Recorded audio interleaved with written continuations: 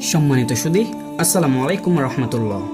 Armenia প্রান্তরে আল্প আরসালান 1063 সন সুলতান আল্প আরসালানের হাত থেকে আর্মেনিয়া কেড়ে নেবার জন্য কনস্টান্টিনোপলের সম্রাট রোমানাস ছুটে এলেন।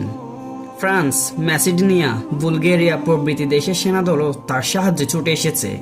সুলতান আরসালান 40,000 সৈন্য নিয়ে ছুটে এলেন সম্রাট রোমানাসকে বাধা দিতে। সুলতান আরসালান শান্তির প্রস্তাব দিলেন রোমানাসকে। সমুদ্র তরঙ্গমালার মতো বিশাল বিক্ষুব্ধ সেনাবাহিনীর অধিনায়ক রোমানাস শান্তির প্রস্তাব ঘৃণাভরে প্রত্যাখ্যান করলেন। শান্তির প্রস্তাব প্রত্যাখ্যাত হলে সুলতান আরসালান রোমানাসকে মোকাবিলার জন্য যুদ্ধক্ষেত্রে সেনা সন্নিবেশ করলেন। কিন্তু তার কত মুসলিম ভাই যে এ যুদ্ধে প্রাণ দেবে সেটা চিন্তা করে সুলতান আরসালানের প্রাণ কেঁদে উঠল। তিনি উচ্চস্বরে গম্ভীর কণ্ঠে সেনাবাহিনীর উদ্দেশ্যে বললেন, যুদ্ধক্ষেত্র ছেড়ে যদি কেউ চলে যেতে চাও যেতে পারো, কাউকে আমি জোর করে যুদ্ধে যোগদান করতে প্ররোচিত করব না। কিন্তু যে সেনাপতি তার সৈন্যদের জন্য এত দরদ পোষণ করেন সে সেনাপতিকে তার সৈন্যরা মৃত্যুর মুখে ছেড়ে যেতে পারে না। সুলতান আরসালানের ক্ষেত্রেও তাই হলো। সকলেই এক বাক্যে সুলতানের অনুগামী হতে চাইল। সুলতান গোসল করে শুভ্র পোশাকে সজ্জিত হয়ে সৈন্য পরিচালনার জন্য ঘোড়ায় আরোহণ করলেন।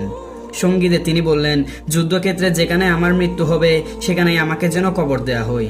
বস্তুত শাহাদাতের দুর্বল পেয়ালা পানের আশায় যুদ্ধে যাচ্ছেন সুলতান আরসালান। তার প্রতিটি সৈন্যও এই মন্ত্রে দীক্ষিত। যুদ্ধ শুরু হলো আর্মেনিয়ার প্রান্তরে। রক্তের প্রবাহ ছুটছে যুদ্ধের গোটা ময়দানে।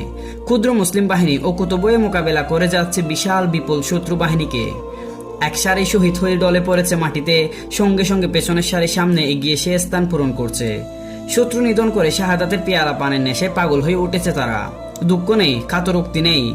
অশ্বের গতিবেগে সঙ্গে সঙ্গে তাদের জীবন মৃত্যু, সৃষ্টি ও ধ্বংসলীলা উঠছে আর পড়ছে। অবশেষে বদর, খন্দক, ইয়ারমুক, আসমাদাইনের ইতিহাসের পুনরাবৃত্তি হলো। দিনান্দে মাগরিবের সময় সমাবেশের শুভ মুহূর্তে আল্লাহর অফ্রন্ত দয়ার আকারে বিজয় নেমে এলো। জয়ী হলেন সুলতান আরসালান।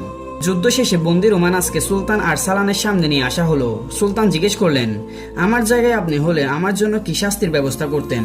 রোমানাস বললেন, নির্মম বেত্রাঘাতে আপনার দেহ কত বিক্ষত করে দিতাম। সুলতান হাসলেন, বললেন, আপনার বাইবেল বলে শত্রুকে ক্ষমা করো।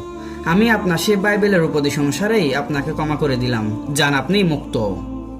প্রিয় দর্শক, আজকের ভিডিও এখানেই শেষ করছি। দেখা হবে পরবর্তী অনেক ভিডিওতে। ততক্ষণ পর্যন্ত ভালো থাকুন, সুস্থ থাকুন, MM ফাউন্ডেশনের সাথে থাকুন। ধন্যবাদ। আসসালামু আলাইকুম রহমতুল্লাহ।